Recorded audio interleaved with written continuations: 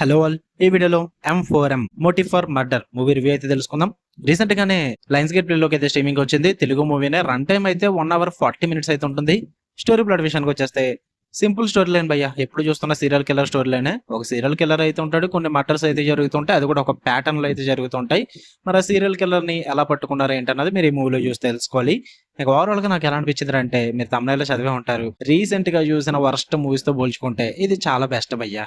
ఒకసారి అయితే ట్రై చేయొచ్చు, సరదాగా వన్ టైం వాచ్ అని చెప్తా. పాజిటివ్ విషయానికి వచ్చేస్తే ఇది ఒక చిన్న సినిమా. సో దీనికి ఉన్న లిమిటేషన్స్ అంటూ మనకి ఈజీగా స్క్రీన్ మీద కనిపిస్తుంటాయి.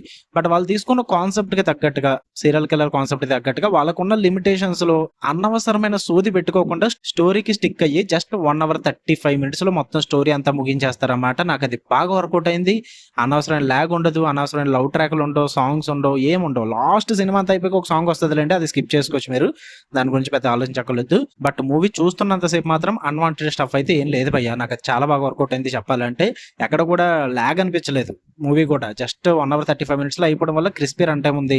సో అది కూడా బాగానే వర్కౌట్ అయింది. అండ్ ఇన్వెస్టిగేషన్ పోర్షన్స్ కూడా పర్లేదు, ట్రై చేశారు. యా, ఇట్స్ గుడ్, ఓకే అనిపించింది. అండ్ కిల్లర్ ని కూడా లాస్ట్ వరకు ఆ ట్విస్ట్ అయితే హోల్డ్ చేశారు. ఆ ట్విస్ట్ కూడా ఇంట్రెస్టింగ్ అనిపించింది నాకు. లాస్ట్ లో బాగుంది, ఇట్స్ గుడ్. అంటే చాలా మూవీస్ లో మనం చూసాం ఈ టైప్ ఆఫ్ ట్విస్ట్లు అన్నవి, బట్ కొత్తగా ఉంటుంది, కొంచెం ఇంట్రెస్టింగ్ గా ప్రెజెంట్ చేశారన్నమాట. అంతేగా నెగిటివ్ విషయానికి వచ్చేస్తే, ఫస్ట్ ఆఫ్ ఆల్ ప్రెడిక్టబుల్ గా అయితే ఉంటుంది భయ్య మూవీ అన్నది.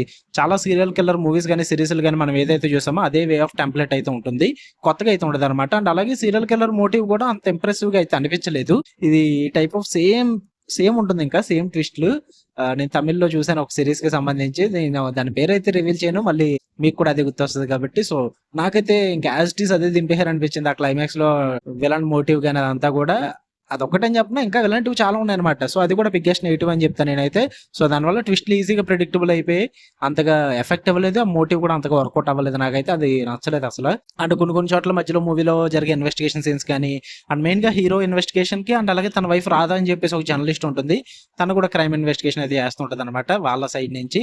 సో ఇవన్నీ కూడా కొలైడ్ అయినప్పుడు వాళ్ళ మధ్య జరిగే సీన్స్ ఇవన్నీ కూడా అంత ఇంట్రెస్టింగ్ అయితే అనిపించాలి, బోరింగ్ అనిపించాయి అనమాట. సో అది కూడా నాకు అంతగా వర్కౌట్ అవ్వలేదు. ఇంకా ఇలా కొన్ని ఉన్నాయి. అండ్ బడ్జెట్ లిమిటేషన్స్ గురించి నేను అయితే మాట్లాడట్లేదు. సో స్మాల్ మూవీ కాబట్టి అవి కూడా కొంచెం నెగిటివ్ గానే అనిపిస్తుంది మీకు చూడడానికి, but it's okay, no problem. Overall గా ఇదైతే డీసెంట్ వాచ్ భయ్యా. సరదాగా టైం పాస్ కి చూద్దాం అనుకుంటే ట్రై చేయండి, లేదంటే లేదు. మా ఫ్యామిలీతో చూడొచ్చా అంటే, కిల్లింగ్స్ పరంగా మీకు ఓకే అనుకుంటే పర్లేదు, చూసేయచ్చు. ఓకే, మీకు వీడియో నచ్చితే లైక్ చేయండి, షేర్ చేయండి, మీ ఒపీనియన్స్ కూడా కామెంట్ చేయండి. మళ్ళీ నెక్స్ట్ వీడియోలో కలుద్దాం guys. Until then love you all, by.